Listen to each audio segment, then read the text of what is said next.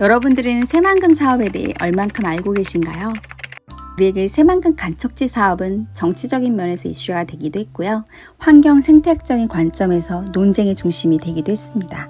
가까이엔 2023년 새만금 세계 스카우트 잼버리가 이루어진 장소이기도 하죠.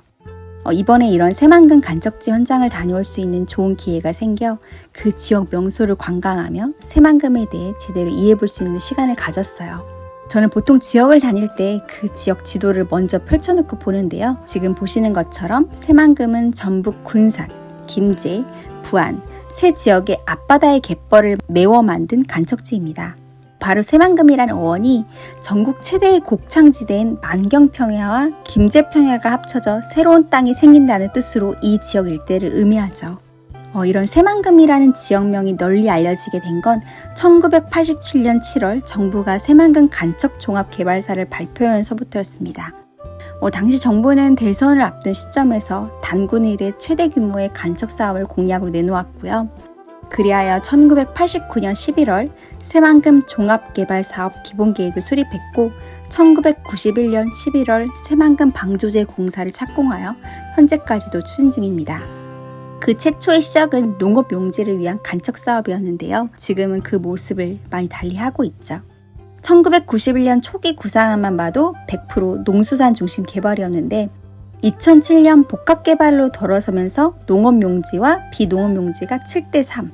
바로 1년 뒤 2008년 이명박 정권 시절이 들어서면서 이 비율이 7대3이 아닌 3대7로 뒤바뀌게 되죠. 2010년 명품 복합도시 개발 구성부터 현재와 비슷한 용지별 구역이 지정된 모습을 볼 수 있고요. 2021년 최근 지도를 보면 산업연구용지, 관광레저용지 등이 보이는데 여기 관광레저용지가 바로 작년에 개최된 잼버리 부지입니다. 이 지역 일대는 세 지역이 얽혀있는 만큼 지역 분쟁이 있기도 하고요. 새만금 간척지를 묶어 새롭게 통합 새만금시로 하고자 하는 움직임도 있는데요. 현 시점에는 아직 정해진 바는 없습니다. 전체 409제곱킬로미터의 새만금은 서울의 4분의 3 면적이니만큼 워낙 강활한 곳이라 현장에서 그 분위기를 느껴보시는 것도 좋은 경험이 될 것 같고요. 유명한 관광지들도 많지만 제가 이번에 방문한 아직은 잘 알려지지 않는 새로운 매력적인 장소를 함께 방문해 보시길 추천해 드립니다. 그 첫 번째 장소는 원평 직강소입니다.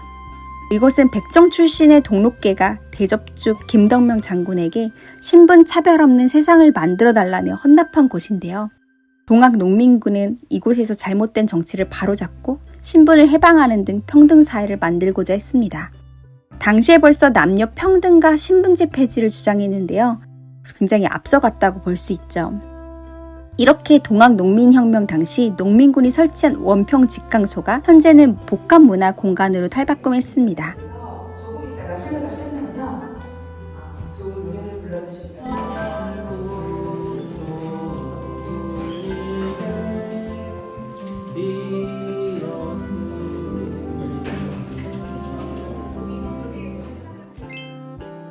이렇게 직접 새끼 꼬는 모습을 볼 수도 있고 이 앞에 집신을 볼 수가 있는데 당시 농학 농민군이 이런 집신을 군화처럼 신었다고 하니 지금 생각해보면 정말 놀랍죠. 근처 원평장터 기미독립 만세운동 기념비가 세워져 있는데요. 우리가 아는 1919년 3.1 독립만세운동이 각 지역으로 들불처럼 퍼졌고 이곳 원평시장에서 3월 20일 5일장을 기해서 만세운동을 했다고 합니다. 기미 독립 만세운동 기념비 옆에는 기아집 한 채가 있는데 바로 광복군 남정 이종희 장군의 생가를 복원한 것입니다. 이렇듯 원평시장은 동학 농민혁명과 관련된 장소이면서 3.1 만세운동이 일어났던 역사적인 장소이죠. 새만금을 오시게 된다면 가까이의 김제 원평을 들려서 그 의미를 되새겨보셔도 좋을 것 같아요.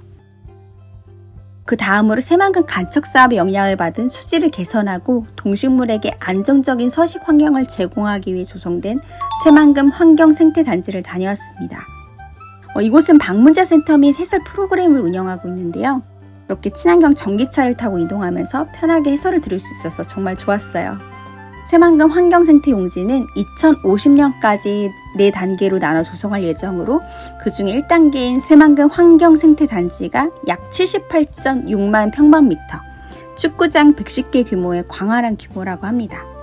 이렇게 넓은 단지를 역할에 맞는 구역으로 구분해 놨고요. 이런 각 지구들을 통해 자연의 가치를 배우고 직접 체험할 수 있는 공간이었습니다. 해설사님을 통해 억새와 갈대의 차이도 배워봤고, 옆에가 톱날처럼 굉장히 날카로워서 역으로 이렇게 하면은 빌 정도로 그렇게 억새라는 이름이 붙어있어요. 생애 처음 듣는 나무 이름도 들으면서 자연에 대해 학습할 수도 그런 역할을 있었어요. 하는 것을 이렇게 만들어놨습니다. 그래서 죽은 나무들을 모아놔서 건축 아파트도 만들고, 또 돌도미들 놔둬서 작은 동물들이 쉴 수 있는 곳, 또 서식할 수 있는 그런 공간을 만들고. 이렇게 탁 트인 전망을 바라보는 힐링 시간은 덤이었고요. 새만금의 즐길거리 중 하나인 새만금 메타버스 체험관입니다. 메타버스는 막연히 가상세계 공간으로만 알고 있었는데요. 그곳에서 이렇게 가상융합 기술이 이루는 과학 원리도 이해해보고 직접 체험해볼 수도 있었어요. 인간의 귀가 두 개인 것처럼 두 개 이상의 스피커로 시간차를 두어 소리를 발생시키면 여러 채널의 스피커로 원음을 완벽히 재현하여 사운드의 깊이를 풍부하고 입체적으로 들을 수 있어. 그럼 이제 나와 함께 입체 사운드를 함께 즐겨볼까?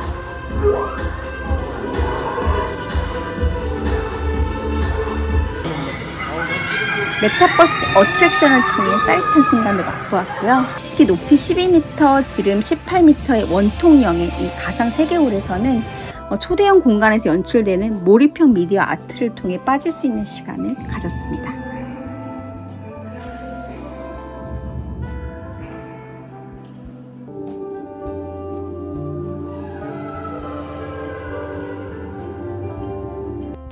새만금에 오셔서 이제 하루 머무르신다면 아마 변산반도 해변가에 많이 머무르실 것 같아요.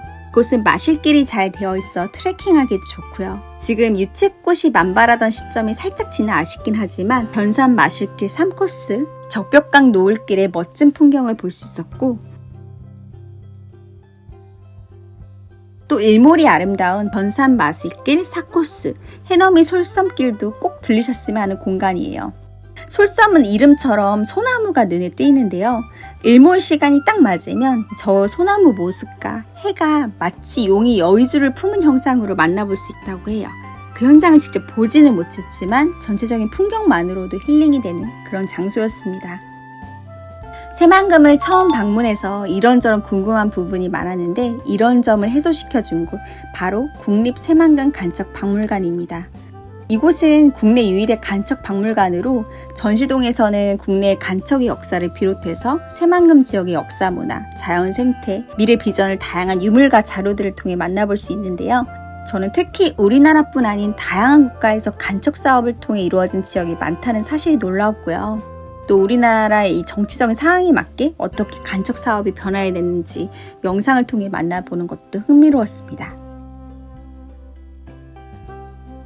이처럼 배수, 관문과 방조제에 대한 설명을 확인할 수 있었는데 이 내용을 확인하고 신시 배수 관문을 보니까 또 감회가 새롭더라고요. 아, 이렇게 내수 배수가 이루어지는구나.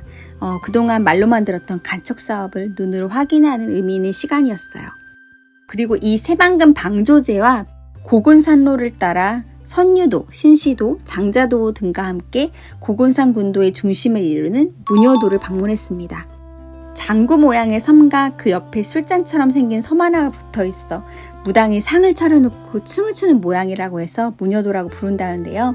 이곳에 오면 멋진 전망을 바라보며 햄버거를 즐길 수 있는 마을버스 카페 꼭 들리셔야 되고요. 돌아가는 길에 바라본 새만금 스마트 수변도시 개발지구의 모습이에요.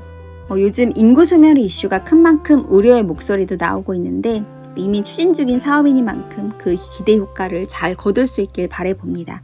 그리고 새만금 국가산업단지 2차전지 특화단지로 선정된 데에 대한 기대감도 엿볼 수 있었고요. 최근 배터리 재활용 기업 성일 하이텍이 새만금 상공장의 모습입니다. 새만금은 이미 굉장히 많은 국가 자금이 들어간 국책 사업이니만큼 바라보는 감정이 마냥 가볍지만은 않았는데요. 현재 시점에서 이런 다양한 노력의 현장들, 또 매력적인 장소들을 통해 학습과 여행의 두 마리를 잡을 수 있는 뜻깊은 시간을 가졌습니다. 새만금을 방문하시게 된다면 제가 방문했던 장소들을 통해 새만금의 새로운 매력을 충분히 느껴보셨으면 좋겠어요. 그럼 도시 리뷰어는 다음번에 다른 흥미로운 이야기로 찾아뵐게요.